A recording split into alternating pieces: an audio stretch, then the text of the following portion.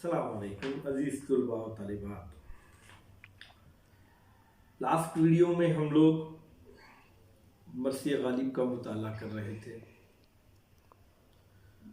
हाल ही का लिखा हुआ दर्दंगेज़ मरसिया गालिब के इंतकाल पर उसी सिलसिले को हम आगे बढ़ाते हैं। चूँकि बल्कि 3 बंद हमने तकमील कर दिए हैं और बकिया 2 बंद हमारे सामने हैं।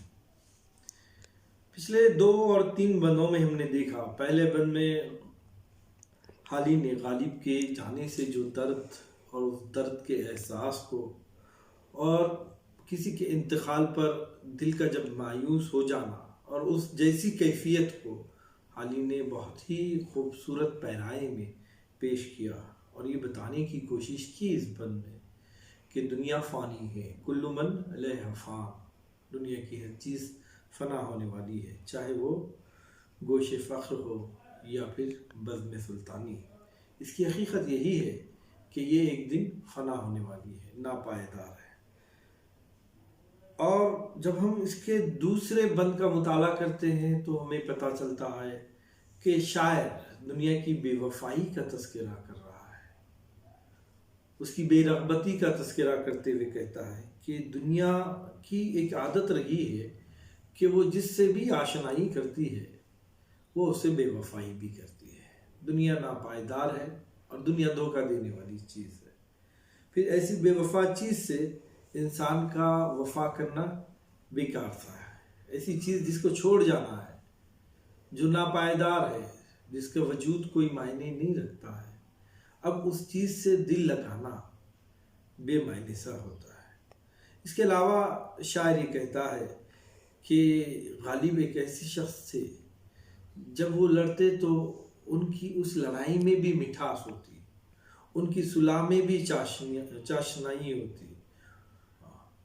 और ये कहता है शायर कि इस कायनात में आने वाले को लाजिम है कि इंसान की जुदाई का दर्द बर्दाश्त करने की सलाहियत होना चाहिए, क्योंकि अगर इंसान दर्द को बर्दाश्त करने की सलाहियत नहीं रख सकता, अगर इंसान जुदाई की ताकत को बर्दाश्त करने की सलाहियत नहीं रख सकता, तो वो शख्स इस दुनिया में विस्ल की खुशियों से, विस्ल यानी मिलने की, मुलाकात की खुशियों से महरूम हो जाता है।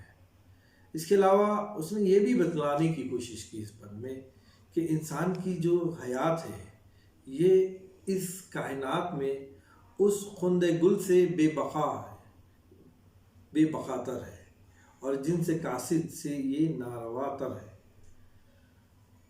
उसके बाद का जो बंद था, उस बंद में हाली ने गालिब के इंतकाल का तज़किरा किया और कहा कि गालिब दरअसल बुलबुले हिंद हैं और ये बुलबुले हिंद से हम आज महरूम हो गए हैं। वो एक ऐसी शख्सियत थी जिसे हम नुक्ता दां कह सकते हैं, जिसे हम नुक्ता संज कह सकते हैं, नुक्ता शनास कह सकते हैं। अपने ज़माने का सबसे काबिल तरीन ज़हन गालिब का था।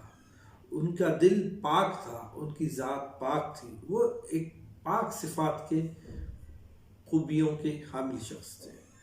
उनका मिजाज जो है शौक़ मिजाज इंसान थे। वो कभी हमें मज़ाह करते हुए नज़र आते थे तो कभी हमें तसव्वुफ़ की गुफ्तगू करते हुए भी नज़र आते थे। मुतज़ाद शख्सियत के मालिक थे।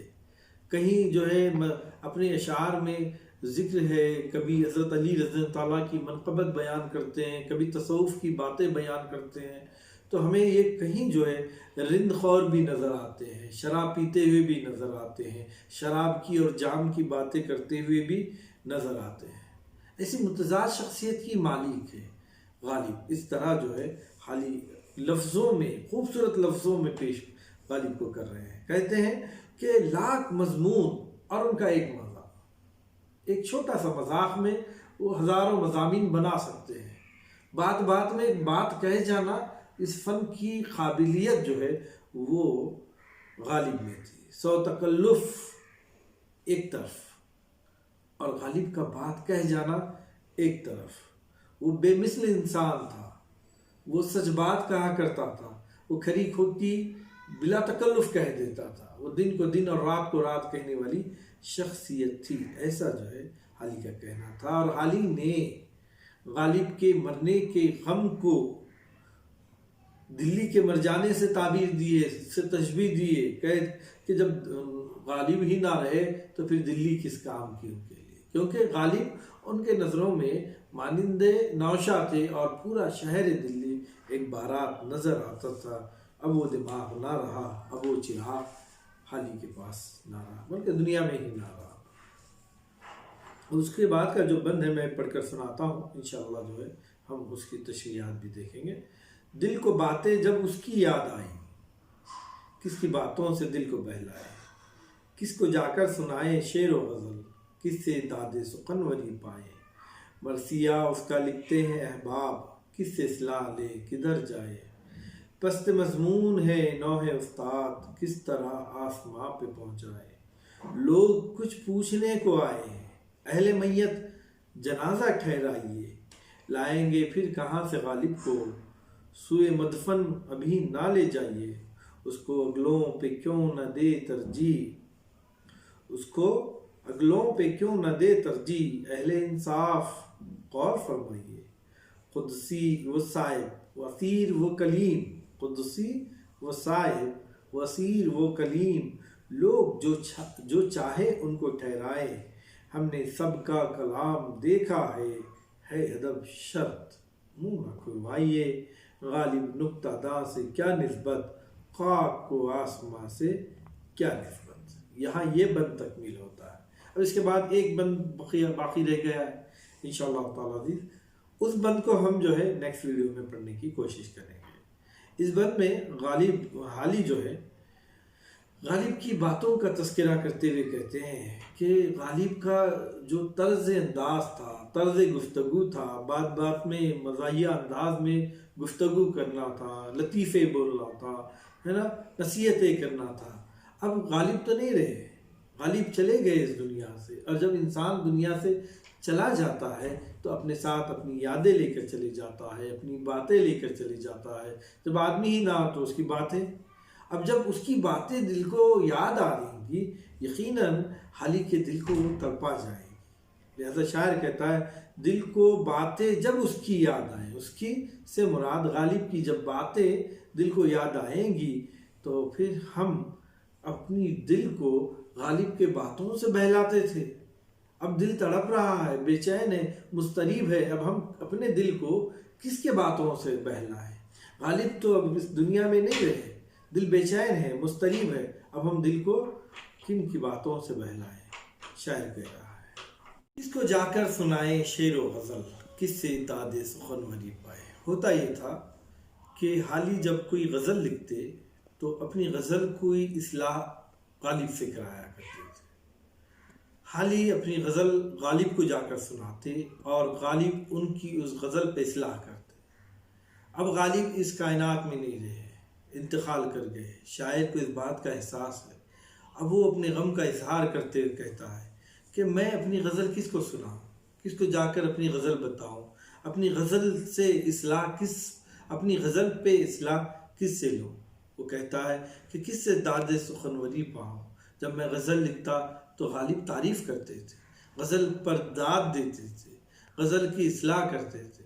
اب اصلاح کرنے والا، داد دینے والا ہی نہ رہا، اب میں کس سے داد سخنوری پاؤں، اب کس سے میں اپنے کلام پہ تعریف حاصل کروں، کس سے اصلاح لوں۔ مرثیہ اس کا لکھتے ہیں احباب، کس کا مرثیہ لکھتے ہیں؟ غالب کا۔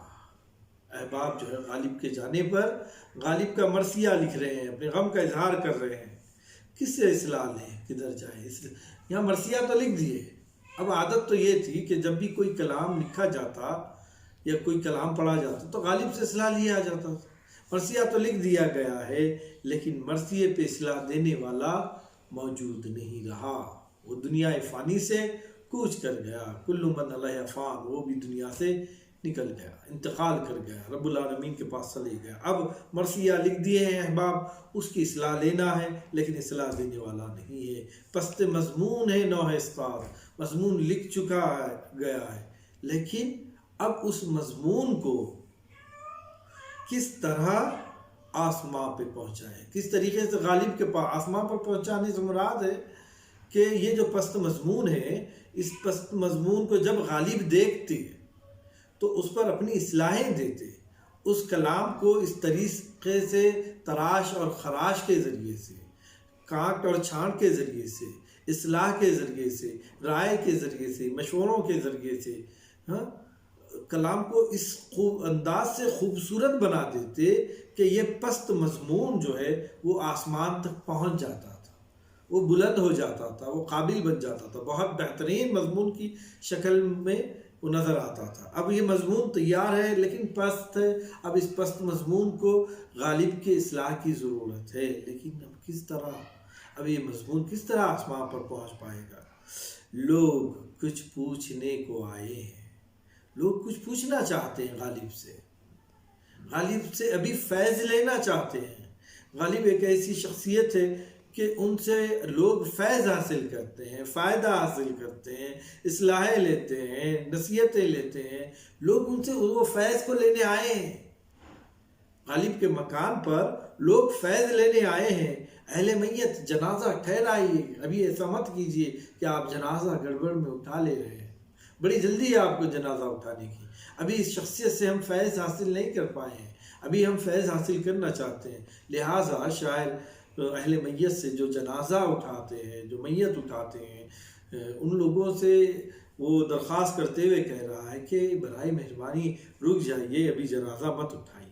کیوں کہ پھر لائیں گے، پھر کہاں سے غالب کو آپ لے کے جائیں گے اور تدفین کر دیں گے، پھر یہ شخص اس دنیا سے چلا جائے گا، اس کا تعلق دنیا سے منقطع ہو جائے گا۔ جب دنیا سے اس کا تعلق منقطع ہوگا تو پھر اس جیسی شخصیت کو، اس شخصیت کو ہم دوبارہ کہاں سے لائیں گے؟ کیونکہ دنیا کا اصول ہے، دنیا میں ایک بار جو آتا ہے دوبارہ تو پھر اس کو آنا نہیں ہے اس دنیا میں، تو پھر اس جیسی عظیم شخصیت جو بار بار پیدا نہیں ہوتی تو دوبارہ کہاں سے ہم اس کو بلائیں گے، لائیں گے پھر کہاں سے غالب کو؟ سوئے مدفن ابھی نہ لے جائیے، ابھی قبرستان کو، سوئے مدفن یعنی قبرستان کو، سوئے یعنی جانب مدفن یعنی قبرستان، ابھی قبرستان میں غالب کو مت لے کر جائیے، کیونکہ ایک بار یہ چلے جائیں گے تو پھر دوبارہ پلٹ کر نہ آئیں گے۔ اب یہاں پر غالب حالی جو ہے غالب کی صلاحیتوں کو، غالب کی شخصیت کو جو ہے بڑا چڑھا کر، یعنی ان کی جو شخصیت تھی اس کو پیش کر رہا ہے۔ وہ کہتا ہے اس کو اگلوں پہ کیوں نہ دے ترجیح، اہل انصاف غور فرمائیے، جو گزر گئے ہیں، آنے والے ہیں، بڑے بڑے شعراء، ان پر ہم کیوں نہ ترجیح دیں؟ اس قابل ہے کہ ان کی جو خوبیاں ہیں، صلاحیتیں ہیں، ان کا شاعرانہ انداز ہے، ان کا کلام ہے، ان کا طنز ہے، ان کی مزاح ہے، وہ جو کچھ بھی ہے وہ تمام خوبیوں کی حامل شخصیت ہے، لہذا ہم آنے والوں پر بھی انہیں ترجیح دے سکتے ہیں۔ اہل انصاف غور فرمائیے، قدسی وہ صاحب، وہ اسیر، وہ کلیم، یہ جو نام میں آپ کے سامنے لے رہا ہوں یہ فارسی کے بڑے بڑے شعراء ہیں جن کا اپنا ایک مقام و مرتبہ تھا اردو فارسی زبان و ادب میں۔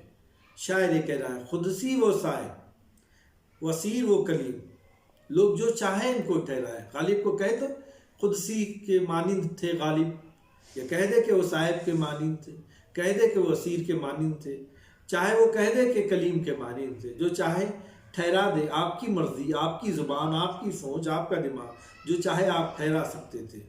لیکن شاعر دیکھیے یہاں یہ ان پر برتری دے رہا ہے، یہ دیگر جو شعراء جن کے نام یہاں پر لیے گئے ہیں ان پر غالب کو برتری دیتے ہوئے کہتا ہے ہم نے سب کا کلام دیکھا ہے۔ کس کا کلام؟ قدسی کا، صاحب کا، اسیر کا، کلیم کا، ہم نے سب کا کلام دیکھا ہے ادب، ہے ادب شرط منہ نہ کھلوائیے۔ ادب ہے، لحاظ ہے کہ ہم خاموش بیٹھے ہوئے ہیں، لیکن حقیقت یہ ہے کہ آپ جن لوگوں سے غالب کو نسبت دے رہے ہیں، غالب ان لوگوں سے بہت بلند ترین شخصیت کا نام ہے۔ کہاں ان لوگوں کا کلام؟ ہم نے مطالعہ کیا ان کے کلام کو، اور کہاں غالب کا کلام، کہاں ان لوگوں کی فکر و سوچ، کہاں غالب کی فکر و سوچ۔ ان لوگوں سے برتر و افضل جو ہے وہ غالب ہے۔ غالب نکتہ دان سے کیا نسبت انہیں، وہ ایک عظیم نکتہ دان تھا، ان سے ان کو ہم نسبت نہیں دے سکتے۔ ان کو غالب سے نسبت دینا بالکل اس طرح ہے جیسے کہ خاک کو آسمان سے نسبت دینا ہے۔ خاک کو آسمان سے کیا نسبت؟ جس طرح خاک کو آسمان سے نسبت نہیں ہو سکتی، اسی طرح غالب کو ان سے نسبت نہیں ہو سکتی۔ یہ تھا وہ بند انشاءاللہ تعالی عزیز۔ اس کا آخری بند دوسرے ویڈیو میں ہم پیش کریں گے۔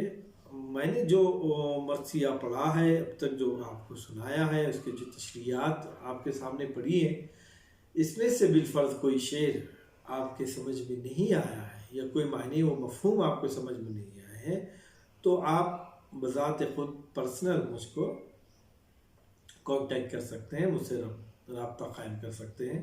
انشاءاللہ آپ کو تسلی بخش، تشفی بخش جوابات دیے جائیں گے۔ آج کے لیے اتنا کافی ہے۔ بہت بہت شکریہ۔